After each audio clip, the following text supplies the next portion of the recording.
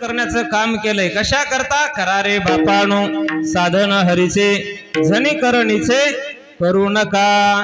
त्या भगवंताचं नामचिंतन करा। बर नामचिंतन जर तुम्ही नाही केलं तर मग तुम्हाला मनुष्य जन्म मिळून सुद्धा काही उपयोग झाला नाही। जन्मा येऊन केले काय, जन्मा येऊन केले काय, विठ्ठल नाही आठविला। अरे मुडा भाग्यहीन, अरे मुडा भाग्यहीन।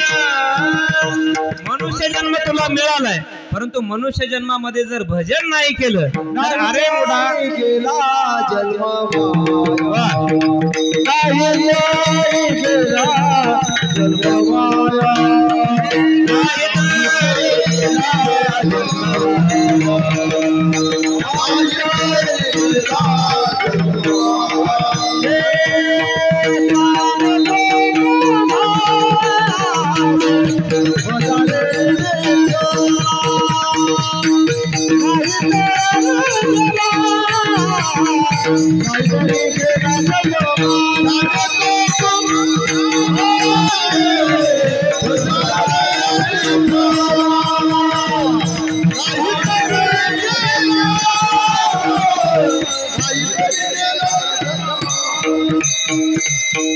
मनुष्य जन्म मिळाला, तू जर भजन नाही केलं तर विलास महाराजांनी सुंदर प्रमाण दिलं, नाही तरी गेला जन्म वाया।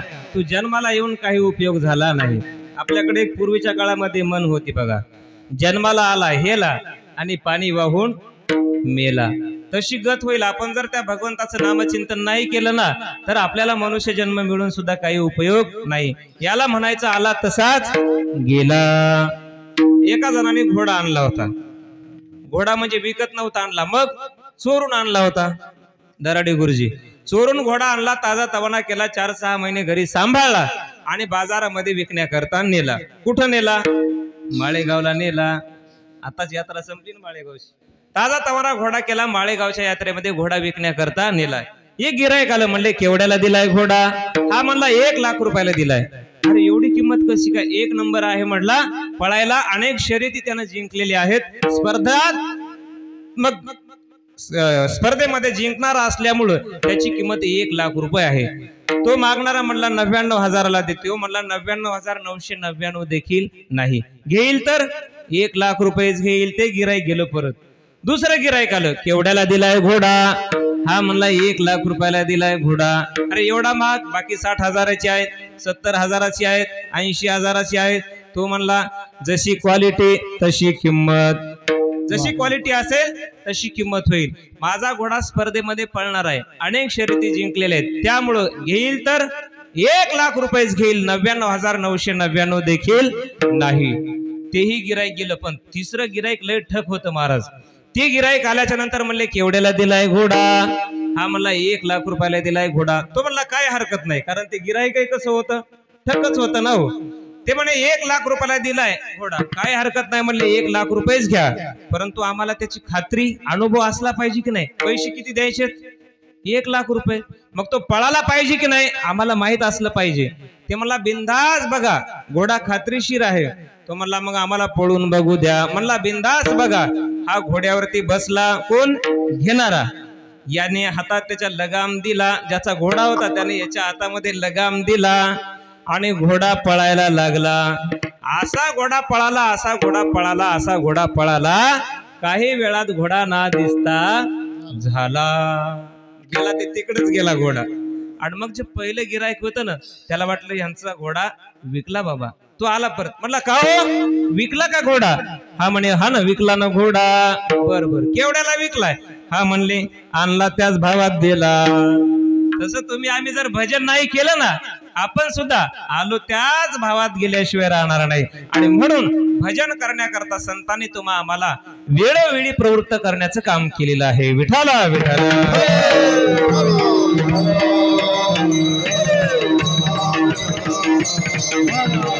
एक मनुष्य म्हणला का हो महाराज, तुम्ही आम्हाला सांगता का तुम्ही घेता की नाही देवाचं नाम? देवाचं नाव फक्त आम्हालाच घ्यायला सांगता का तुम्ही घेता? कारण तुमचे अनेक प्रमाण आहेत। काय? हरी हरी तुम्ही म्हणा रे सकळ, हरी हरी तुम्ही म्हणा रे सकळ, तिने माया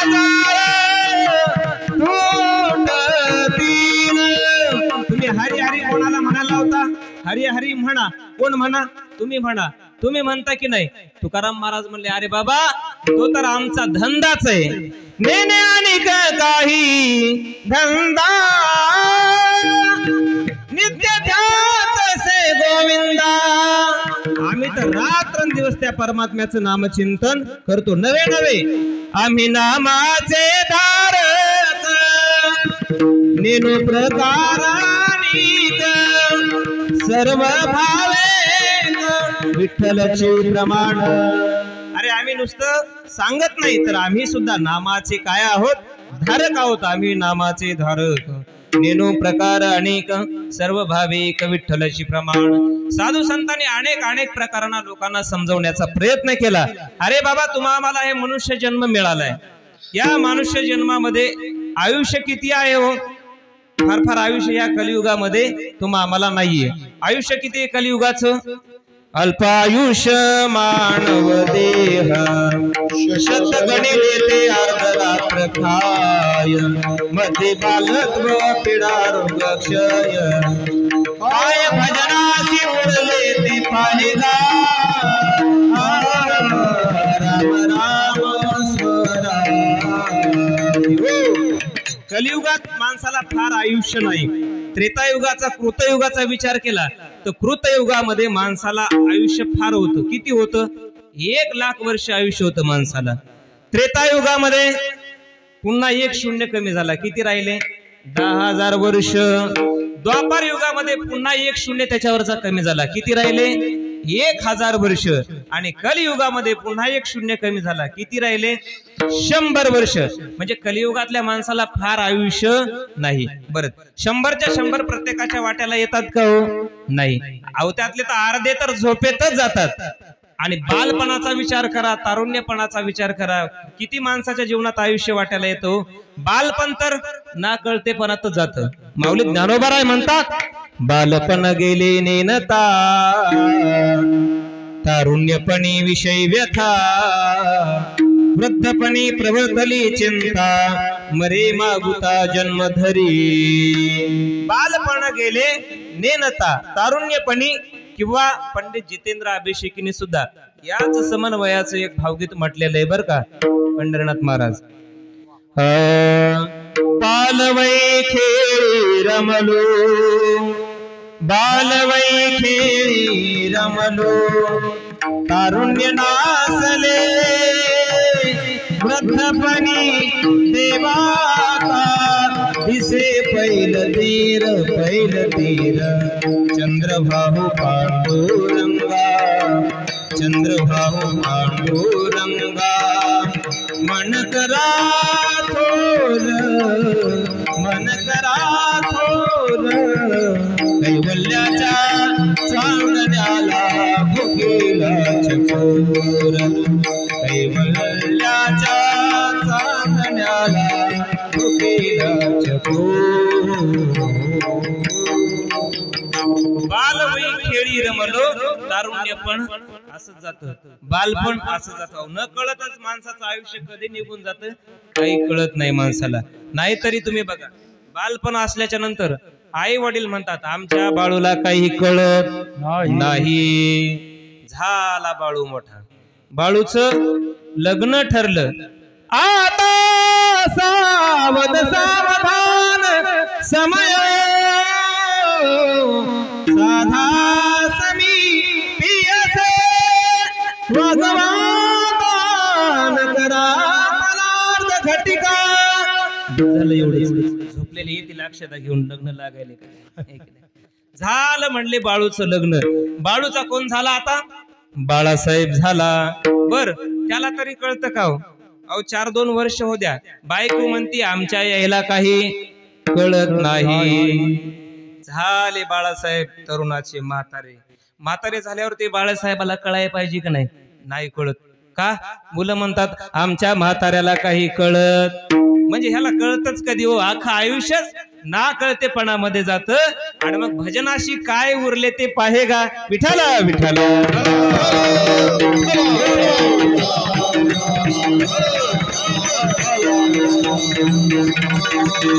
परंतु संत महात्म्यांनी मात्र नामाची कास धरली होती. त्यांना नामचिंतनाशिवाय दुसरं काही सुचत नव्हतं.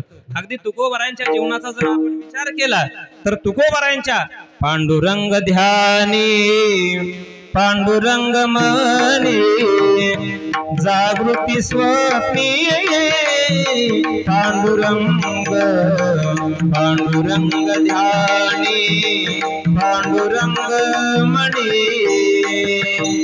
ध्यानामध्ये मनामध्ये स्वप्नामध्ये तुकोबारायांच्या काय असेल तर ते पांडुरंगाचं स्मरण होतं, पांडुरंगाचं चिंतन होतं.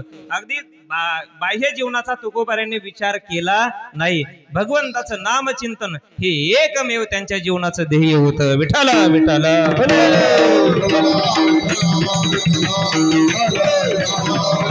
कौटुंबिक जीवनाचा विचार करा. तुकोबारायांनी कौटुंबिक जीवनामध्ये सुद्धा तेवढं काही फारसं गांभीर्य घेतलं नाही. कौटुंबिक जीवनाचं भगवत चिंतनामध्येच त्यांनी आपला काळ व्यतीत घालवला. अगदी तुकोबाराय एका ठिकाणी म्हणतात, काय खातो आम्ही कास या सांगाते कैसे हे लागते बिनु मुखे. तुकोबारायांच्या घरी एकदा त्यांचा मेहुणा आला. जिजाबाईचे बंधू आले. जिजाबाईला वाटलं फार दिवसानं आपला भाऊ आलाय आणि भावाला पुरणपोळी स्वयंपाक करावा, भावाला जेवायला करावं, आणि म्हणून धान्य बाहेर ठिकाणाहून आणलं आणि तुकोबारायांच्या मेवण्याला पुरणाच्या पोळीचा स्वयंपाक करण्याचं जिजाबाईंनी ठरवलं. आणि जिजाबाई म्हणली, हे बघा मालक, माझा भाऊ बऱ्याच दिवसांनी आलेला आहे आणि माझ्या भावाबरोबर आता तुम्ही सुद्धा जेवायला थांबलं पाहिजे. बऱ्याच दिवसांनी सोयरा आलाय, तुम्ही त्याच्या बरोबर जेवायला थांबावं अशी मालक माझी तुम्हाला विनंती आहे. तुकोबाराय म्हणले, अगं तुझा भाऊ यो नाही तर कोणी यो, कारण तुकाराम महाराजांचं ठरलेलंच होतं विना घ्यायचा आणि डोंगरावरती भजन करण्याकरता जायचं. जिजाबाई म्हणले, अहो तुम्ही दररोजच जाता, मी तुम्हाला नाही म्हणत नाही, परंतु आज माझा भाऊ बऱ्याच दिवसांनी आलाय, तुम्ही काय करा, आज घरीच माझ्या भावाबरोबर जेवायला थांबा. तुकाराम महाराज म्हणले, नाही जिजे मला जायचंय. अहो तुम्हाला सोयरे धायरे काही कळतात का नाही? जिजाबाईला तुकोबाराय म्हणले, अगं हे सोयरे काय कामाचे, आमचे सोयरे दुसरेच आहेत, हे सोयरे आमचे नाहीत. ते माझे सोयरे सज्जन सांगाते, ते माझे सोयरे सज्जन सांगाते, पाय आठवते विठोबाचे, पाय आठवते विठोबाचे.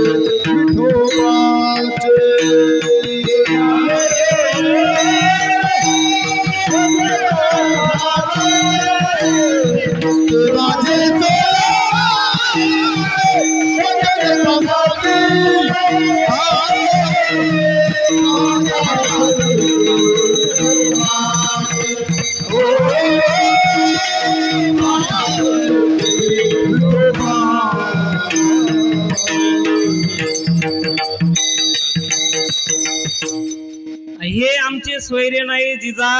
मग आमचे सोयरे कोणते कोणते सांगितले? ते माझे सोयरे सज्जन सांगाती, पाया ठेविते विठोबाचे. खऱ्या अर्थानं माझे सोयरे कोणते आहेत? विठ्ठलाचं चिंतन करणारे माझे सोयरे आहेत. अगं हे सोयरे तुझे काय कामाचे आहेत?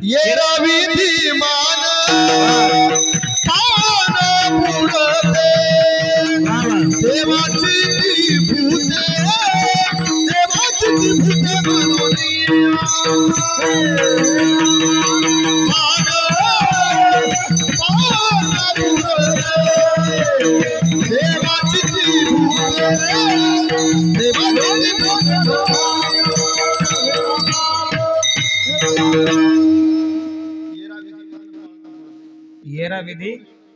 येरा विधी मान पाळना पुरते. पित्राला लग्नाला ह्याला याच्या कामी आहेत. किंवा सोयीर धाई रे संपत्तीचे लोक, सोयीर धाई रे संपत्तीचे लोक, निदानीचा एक पांडुरंग, निदानीचा एक पांडुरंग. सोयीर धाई रे संपत्तीचे लोक. अगं हे कसे सोयरे तुला सांगू का? तू जर यांना गोदरेज कपाट दिलं तर ते तुला सोफा सेट देतात. तू त्यांना गोदरेज कपाट देऊ नको आणि मग बघ तुला ते सोफा सेट देतात का? देतात का? असे हे संपत्तीचे सोयरे धायरे, हे सोयरे काही कामाचे नाहीत. निदानीचा एक पांडुरंग, किंवा जे भगवंताचं आठवण करतात, भगवंताचं स्मरण करतात, खऱ्या अर्थानं ते माझे सोयरे आहेत. किंवा माझी ये जातीचे मज भेट कोणी, माझी ये जातीचे मज भेट कोणी, आवडीची धनी फेडामया,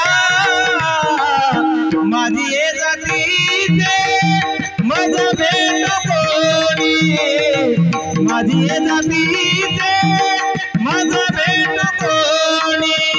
ती जात कोणती? मराठा, वंजारी, धनगर, माळी, साळी, कोळी? नाही नाही नाही. माझी या जातीचे मज भेटो कोणी, जे माझ्या भगवंताचं नामचिंतन करतात, खऱ्या अर्थानं ते माझे स्वैरी आहेत, ते माझे पाहुणे आहेत. विठाला विठाला.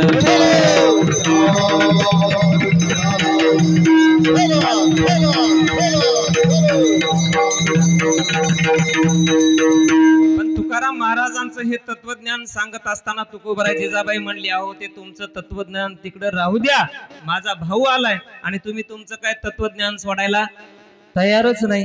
अहो तुम्ही मला रोजच सांगता, परंतु संसार वेगळा, परमार्थ वेगळा. संसारात सुद्धा तुम्ही मला वेळ दिला पाहिजे. माझा न येणारा भाऊ आज आलाय आणि म्हणून मी तुम्हाला काय करते, विनंती करते, तुम्ही थांबा. परंतु तुकाराम महाराज म्हणले, आता जिजा लयच म्हणते ना. तुकोबाराय म्हणले, जाऊ द्या, मला कधी तू त्रास देत नाही, आज थांबतो, परंतु एक काम कर म्हटले. काय? मी दारामध्ये तुळशी वृंदावनापाशी भजन करतो विणा घेऊन, स्वयंपाक झाला की तू मला जेवायला बोलव. थांबतो म्हटले, पण कोणत्या अटीवर?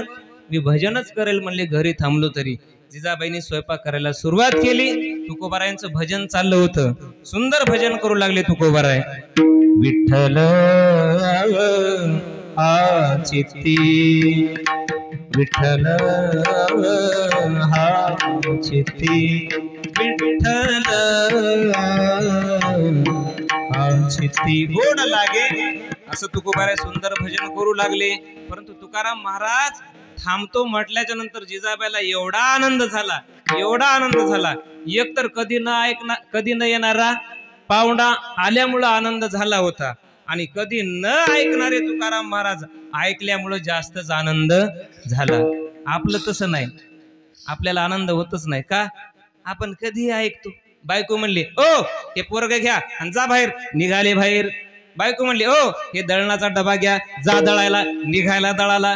त्यामुळं आपल्याला आनंद होत नाही. परंतु तुकाराम महाराज असे होते कधी न ऐकणारे, आणि आज ऐकल्यामुळं पत्नीला फार फार आनंद झाला. आणि त्या आनंदाच्या भरामध्ये स्वयंपाकामध्ये मीठच टाकायच्या तुकोबारायांच्या पत्नी विसरल्या. रुचीने दी अन्न आणि नसता त्यामध्ये लवण. बरोबर आहे ना? मीठ जर अन्नामध्ये नसेल तर त्याची रुची लागत नाही.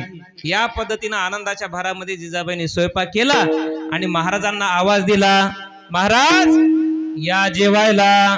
पाहुणा आणि तुकोबाराय जेवायला बसले. आणि मग तुकाराम महाराजांनी पाणी फिरवलं. वदनी कवळ घेता नाम घ्या श्रीहरीचे, सहजवन होते नाम घेता फुकाचे. जीवन करी जीवितवान हे पूर्ण ब्रह्म, उदर भरण नो हे जाणे जे यज्ञ कर्म. पुंडली कवरधारी विठ्ठल. बसा. तुकाराम महाराजांनी हे विधी केला आणि जेवायला सुरुवात केली. तुकोबारायांचा जेवणाचा सपाटा सुरू होता. परंतु झालं असं की तुकाराम महाराजांचा मेवणा काही जेवायला तयार नव्हता. का नसेल बरं? कारण त्याच्यामध्ये मीठच नव्हतं. परंतु आपल्या बहिणीला कसं नाराज करावं, अंदाजी तर खनका सपाटा सुरू आहे, त्या न्यायाप्रमाणे एक पोळी कशी ना कशी दाजीच्या बरोबर खाल्ली, म्हणजे तुकाराम महाराजांच्या बरोबर खाल्ली. जिजाबाई पाहतच होत्या आपल्या भावासाठी एवढ्या अट्टहासानं स्वयंपाक केलाय, परंतु भाऊ काय जेवला नाही. जिजाबाई नाराज झाल्या, म्हणल्या नेमकं काय कारण असेल बरं. महाराजांकडे बघावं तर महाराजांचा जेवणाचा सपाटा सुरू, पोळ्यावर पोळ्या पोळ्यावर पोळ्या, परंतु भाऊ जेवायला तयार नाही. नाराज झाल्या. जेवण झालं, दोघं समोर बसले होते समोरच्या रूम मध्ये. तुकोबारायांचं जेवण झालं, तुकोबारायांची मेवणे ते बसले. जिजाबाईंनी जेवायला ताट समोर घेतलं, स्वतः जिजाबाई जेवायला लागल्या आणि पहिला घास घेतल्याबरोबर जिजाबाईला जेवण बेचव लागलं. का बरं? तर मीठ नव्हतं म्हणून. तुकोबारायांच्या पत्नीला वाटलं अरे रे रे, त्यामुळेच माझा भाऊ जेवला नाही. आणि मग तुकोबारायांची पत्नी जेवली आणि तुकाराम महाराजांना बाजूला घेतलं. का हो, जाऊ द्या, पाहुण्याचं काही असू द्या, परंतु तुम्ही तर मला सांगायला पाहिजे होतं ना. ते म्हणले काय? अरे अहो, या भाजीमध्ये मीठ नाही, पोळीमध्ये मीठ नाही, हा सगळा स्वयंपाक कसा झालाय, बिगर मिठाचा झालाय. हे तुमचं काम होतं की नाही घर मालक म्हणून मला सांगायचं. तुकोबाराय म्हणले स्वयंपाक कोण केलाय? ती म्हटली मी केलाय. मग ते काम टाकायचं तुझं होतं का मी सांगायचं होतं? अहो पण मला विसरले ना मी, तुम्ही सांगायला पाहिजे नव्हतं का ह्याच्यामध्ये मीठ नाही. तुकोबाराय म्हणले अगं जिजे, तुझा भाऊ कदाचित जिंतूरून जेवून आला असेल, हो वडापाव खाल्ला असेल, मिसळ पाव खाल्ला असेल. ती म्हणली अहो माझा भाऊ हॉटेलमध्ये जेवत नाही, कारण हॉटेलमध्ये अलीकडच्या लोकांना फार आवडायला लागलं. तुम्ही किती चांगला स्वयंपाक करा, हो किती चांगला चहा करा, घरचा चहा लोकांना आवडत नाही. मग जिंतूरचा का? घरचा 4-2 लोकांनाच बशीन पिलेला असतोय, तिथं हजारो लोकांचा, हे की नाही, अतिशय पवित्र लोक. बर घरची किती चांगले माय मावल्यांनी भजी करू द्या, यांना भजी कुठले आवडतात? हॉटेलची, कारण बनवणारा भारी असतो. मी म्हणतो एकदा ते तुम्ही त्या जाऊन बघत असतो रूम मध्ये तो बनवणारा कसा आहे, हे की नाही. वडापाव खायचा असला तर अतिशय बनवणारे चांगले असतात, लोकांना तेच आवडतात. जाऊ द्या, मला एक सांगायचं. तसं तुकाराम महाराज म्हणले अगं तुझा भाऊ तिकडून जेवून आला असेल. ती म्हणली माझा भाऊ हॉटेलमध्ये जेवणारा नाही हो, मग त्याला भूक नसेल. अहो नाही हो, मग तू मीठ नाही टाकलं म्हणून माझा भाऊ जेवला नाही, तुम्ही मला सांगायला पाहिजे होतं. त्यावेळेला तुकोबाराय म्हणले अगं जिजे, काय खातो आम्ही कासया सांगते, कैसे हे लागते नेनो मुखे, हो कैसे हे लागते नेनो मुखे. अगं माझं मलाच कळत नाही काय खातो आणि काय पितो. आमचा छंद फक्त एवढाच आहे, भगवंताचं नामचिंतन करणे. विठाला विठाला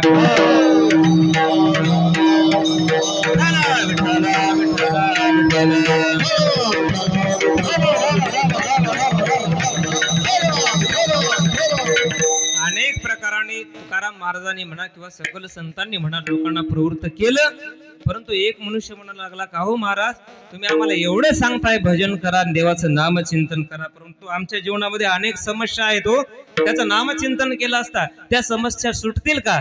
तुकोबाराय म्हणले का सुटणार नाही, का सुटणार नाही? अरे तो परमात्मा कोण आहे तुम्हाला माहित आहे का? त्याचं चिंतन केलं असता काय होणार नाही, असं तुकोबाराय अभंगाच्या पहिल्या चरणामध्ये सांगतात. Ah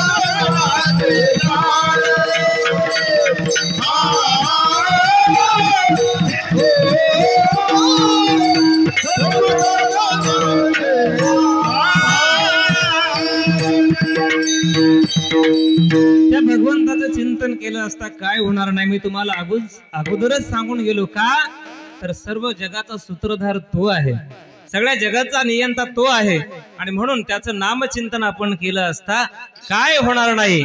कायनो हे केले एका चिंतिता विठ्ठले.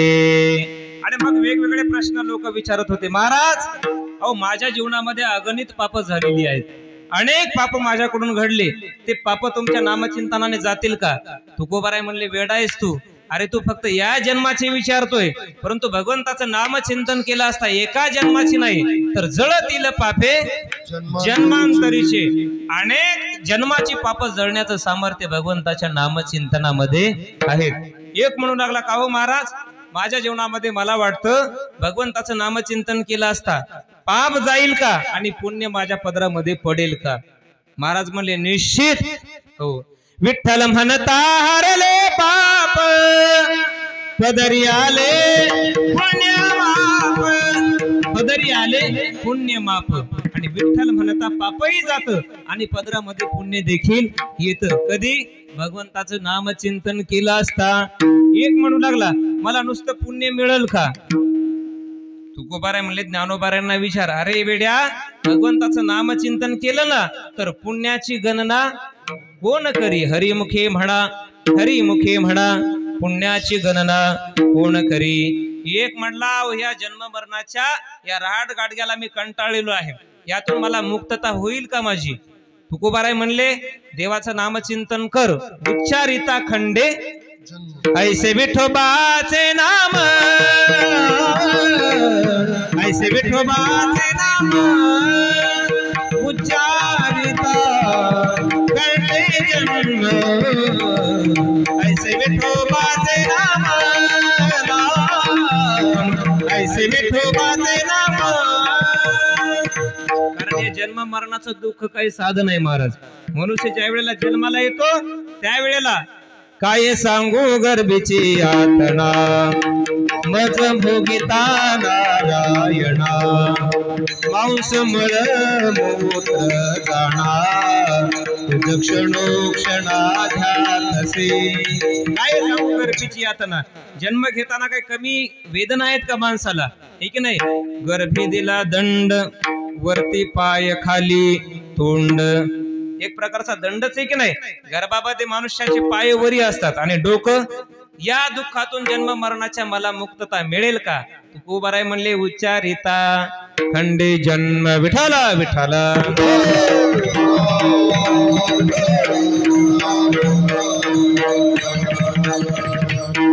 भगवंताच्या नामचिंतनाने मी तुम्हाला सांगून गेलो, तुकाराम महाराजांनी सांगितलं पाप जातील का? तर तुकोबाराय म्हणले, एका नाही अनेक जन्माची पाप जातील.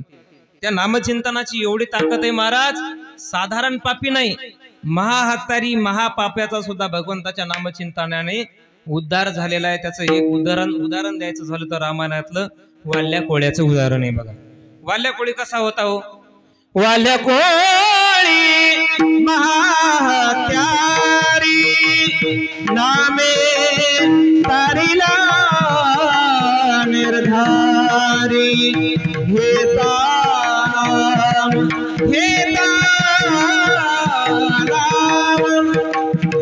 घेता नाम विठोबाचे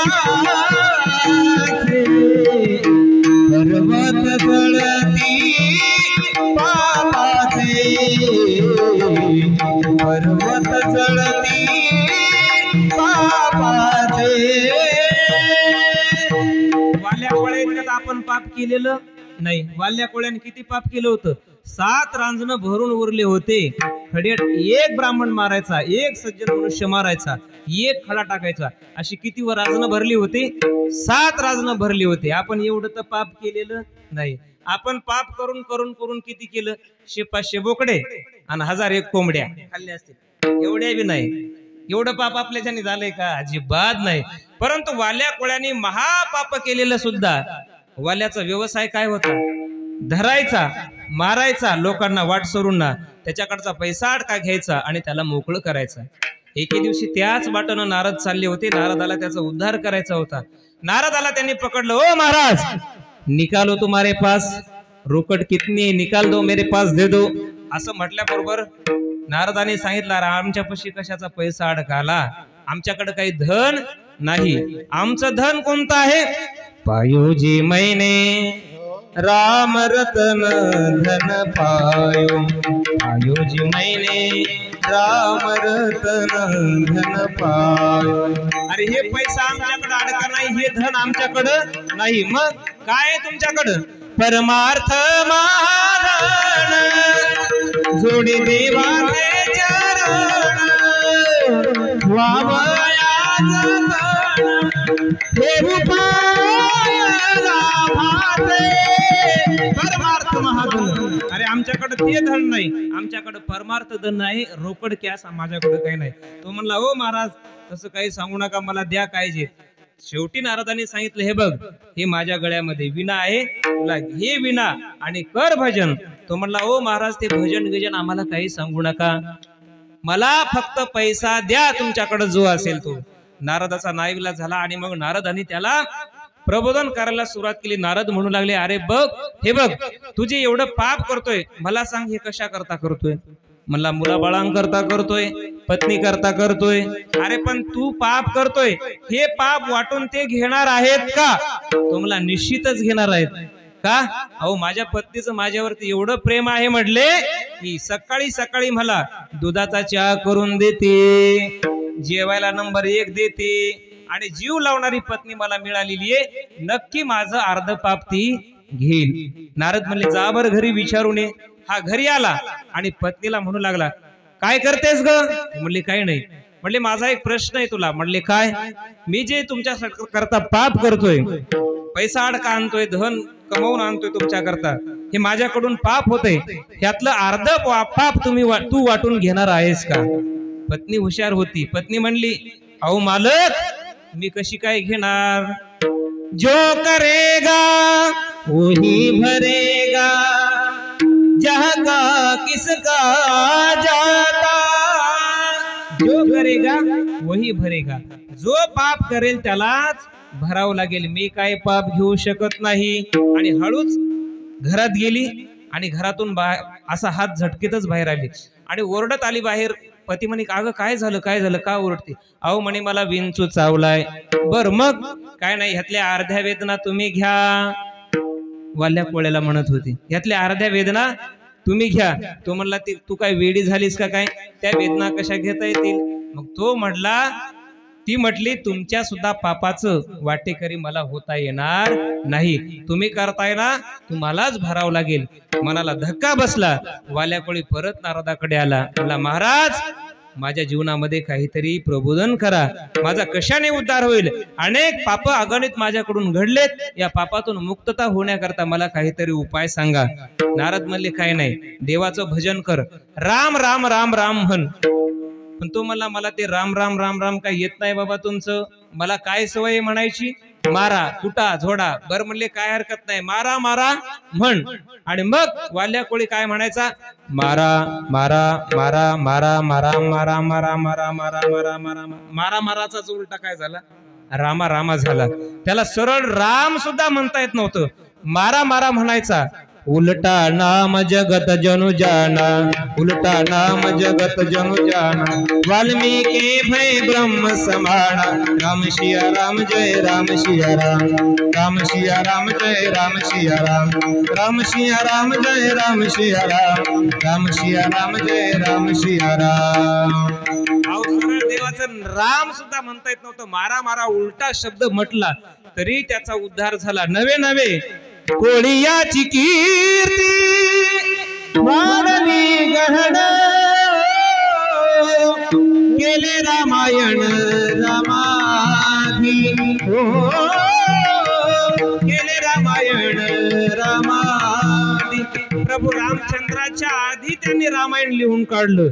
एवढं अधिकार कशाने प्राप्त झाला वाल्या कोळेला, तर केवळ नामचिंतनाने. बोलिला वाल्मिक बाबा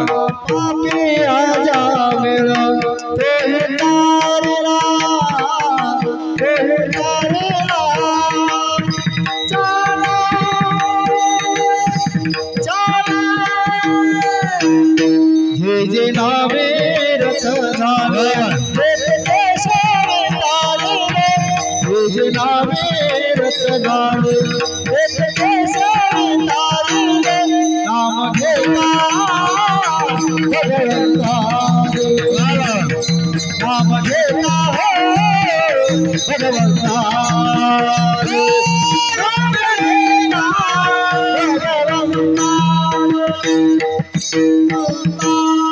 नाम घेता भगवंताचे. आजा मेळ्याचा सुद्धा उद्धार कशाने झाला, रामायणातलं एक उदाहरण आणि दुसरं श्रीमद भागवतातला आजा मेळ्याचं. आजा मेळ सुद्धा कसा होता, महापापी होता. आजा मेळ्याचा पूर्व जर आपण इतिहास बघितला, आजा मेळ्याची कौटुंबिक पार्श्वभूमिका जर आपण बघितली, तर आजा मेळ अतिशय सत्शील ब्राह्मण होता बरं का. शास्त्राला मानणारा होता, वेदाला मानणारा होता. अगदी चांगल्या पद्धतीनं अगदी अगदी बोलायचं झालं तर धन्यग्रस्ताश्रम जर बघायचा झाला तर आजा मेळ्याचा होता. अगदी सुंदर दोन लहान लहान मुलं, घरात म्हातारे आई वडील, सुंदर देखणी पत्नी त्याला लाभलेली होती, अतिशय छान. परंतु संगतीमुळे परिणाम काय झाला, फार वाईट झाला. आजामेळ अतिशय चांगला होता, देवाची शास्त्राची धर्माची पूजा अर्चा करणारा होता, दररोज पूजा करायचा. एके दिवशी पूजेकरता फुलं आणण्याकरता शेतात गेला, परंतु त्याची ठरलेली वाट दररोजची एक असायची. येत असताना एके दिवशी दुसऱ्या वाटेने यायला लागला. वाट चुकली आणि दुसऱ्या वाटेने येत असताना एका वेश्येच्या वाड्याकडे त्याची नजर गेली आणि त्या वेश्येच्या वाड्याकडे नजर गेल्याच्या नंतर तिथे एक पुरुष आणि महिला कामक्रीडा करत असताना त्याच्या नजरेला ते दृश्य पडल्याबरोबर अरे बापरे म्हणला, माझ्या डोळ्याला फार वाईट दृश्य पडलं.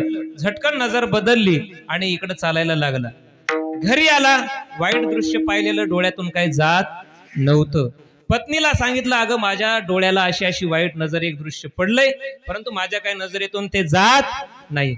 अहो पत्नी म्हणली, जाऊ द्या, आपला एवढा चांगला संसार आहे, 2 लहान लहान मुलं आहेत, तुमचे म्हातारे आई वडील आहेत, मी सुंदर तुम्हाला पत्नी लाभले, कशाला त्या गोष्टीचा विचार करता, जाऊ द्या, द्या डोक्यातून सोडून द्या ती गोष्ट. परंतु 4-6 महिने झाले डोक्यातून काही जात नव्हतं. वडिलांना सांगितलं, पत्नीला सांगितलं, मनात त्याच्या जे बसलं होतं दृश्य ते काय जायला तयार नव्हतं. आणि पाहता पाहता घरदार सोडलं, चांगला सुखाचा संसार सोडला आणि आजामेळ त्या वेश्येच्या वस्तीमध्ये राहायलाच गेला. अगदी 40शीतला होता बरं का, तरुण आजामेळ, परंतु वेश्येच्या वस्तीमध्ये राहायला गेला. पाहता पाहता 40च्या 80 वर्षापर्यंत तो त्या वेश्येच्या संगतीमध्ये राहिला. संगतीमध्ये माणसाच्या जीवनाचा किती दुरापास होतो बघा, ठीक नाही. संगतीने माणूस घडतोही आणि संगतीने माणूस बिघडतोही. आजामेळ्याच्या जीवनामध्ये जरासं दृश्य वाईट घडलं, जराशी संगती वाईट घडली, जीवन पूर्ण बदलून गेलं. सत्शील असणारा आजामेळ मात्र महापापी झाला. 1 नाही 2 नाही 10 मुलं त्या वेश्येपासून त्या आजामेळ्याला झाले आणि एका मुलाचं नाव शेवटच्या त्यांनी नारायण ठेवलं होतं. 80 वर्ष झाले, मरणांत काळ जवळ आला आणि मग लहान्या मुलाच्या नावानं तो काय करायचा, हाक मारायचा, नारायणा जेवलास का, नारायणा कुठं आहेस, खेळायला गेलास का. मरणांत अवस्थेमध्ये सारखं त्याला नारायणाचं ध्यान लागलं. नारायण म्हणजे त्याचा शेवटचा वेश्येपासून झालेला मुलगा. शेवटी मरताना नारायण नारायण नारायण नारायण नारायण नारायण म्हणू लागला आणि नारायण म्हणता म्हणता त्याचा जीव प्राण गेला. आणि देवाचं नाव जर अंतकाळाच्या मुखाला आलं तर तुकोबाराय म्हणतात, अंतकाळी ज्याच्या नाम आले मुखा आणि तुका म्हणे सुखा. याचा अर्थ आयुष्यभर पाप करायचं, शेवटी भगवंताचं नाव घ्यायचं असं नाही बरं का.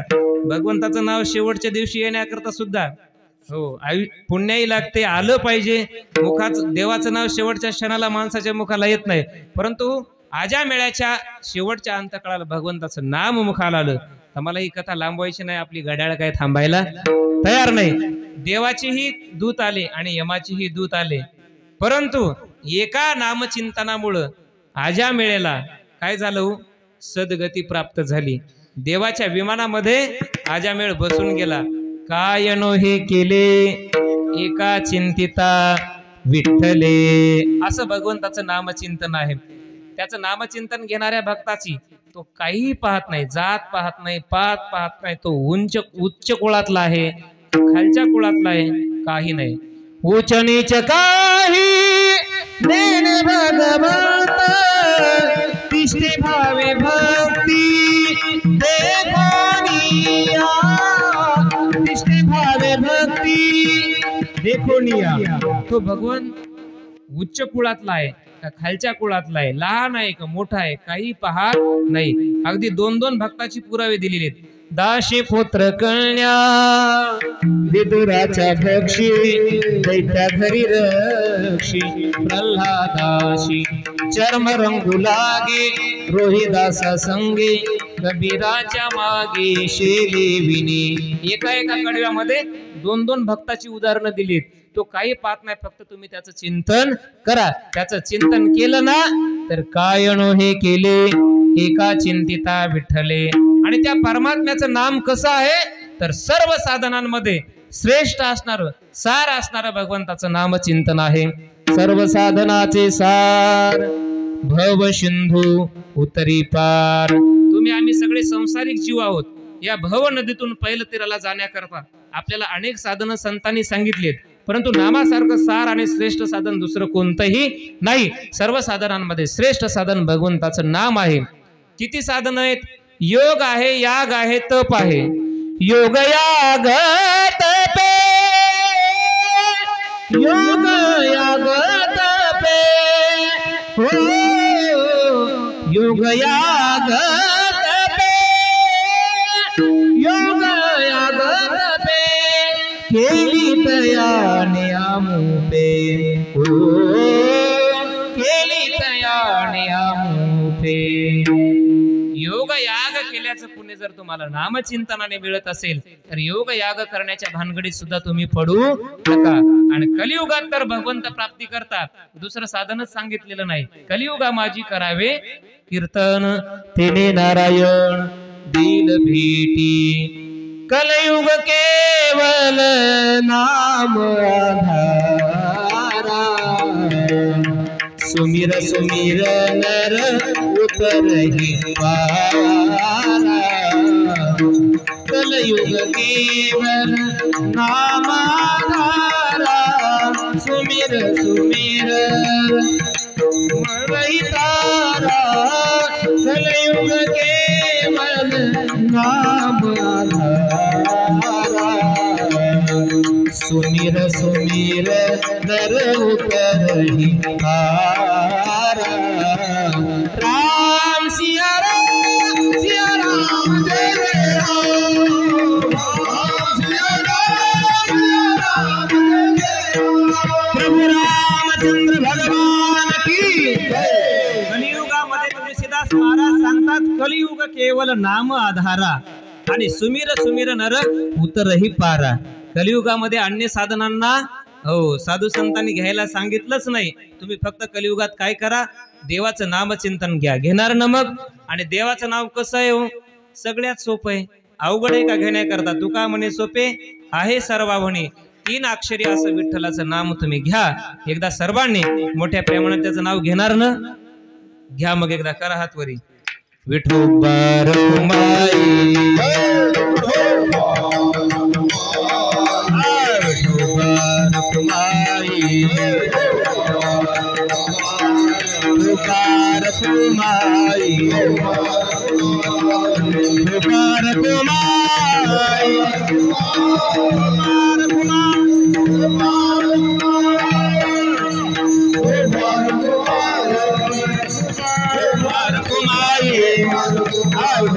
कुमाई, पुकार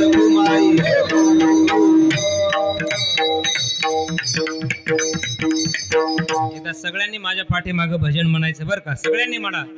ज्ञानो माराया माझ्या तुकोबाराया,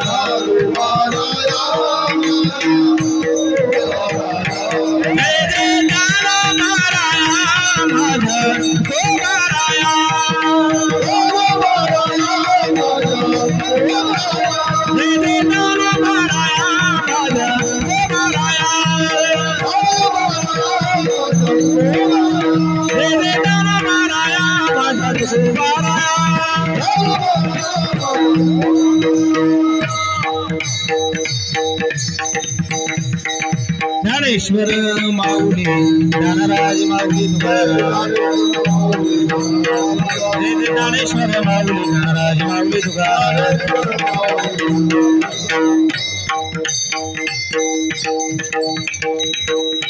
तुका मन जा